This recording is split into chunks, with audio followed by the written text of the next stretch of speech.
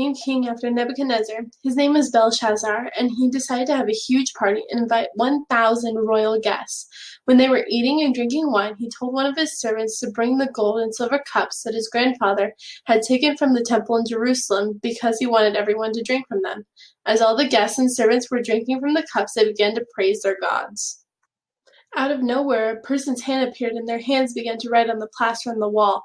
The king was so afraid of what was happening that his face turned white and his knees got together. He couldn't stand up because he was so afraid. When the writing stopped, the king called for the magicians and wise men in the kingdom to be brought to him. He said to them, "I will give a reward to anyone who can read this writing and explain it. I will give him purple clothes fit for a king. I will put a gold chain around his neck, and I will make him the third highest ruler in the kingdom." All the wise men tried so hard to read what the writing said, but they couldn't understand it, and couldn't tell the king what it meant. The king became even more afraid, and his face turned even whiter. When the king's mother came into the room, she said, "My king, live forever. Don't be afraid. Don't let your face be white with fear. There is a man in your kingdom who has the spirit of the holy gods in him. In the days of your father, this man showed understanding, knowledge, and wisdom. He was like the gods in these things. Your grandfather, Nebuchadnezzar, put this man in charge of all the wise men. The man I am talking about is Daniel." So Daniel was brought to the king, and the king said to him, "Is your name Daniel?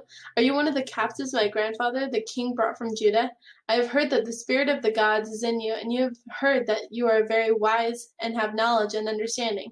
None of my wise men have been able to explain the writing on the wall. If you can explain it to me, I will give you a purple royal robe and a gold chain for your neck, and you will become the highest ruler in the kingdom. You can keep your gifts or give them to someone else, but I will tell you what the words mean." After looking at the wall, Daniel told the king, "The words that are written are mean, tekel, parsin, and here's what they mean. Mean, God has counted the days until your kingdom will end.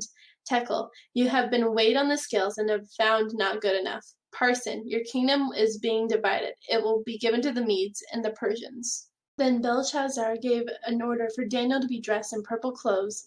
A gold chain was put around his neck, and he was announced to be the third highest ruler in the kingdom. That very same night, Belshazzar, king of the Babylonians, was killed. A man named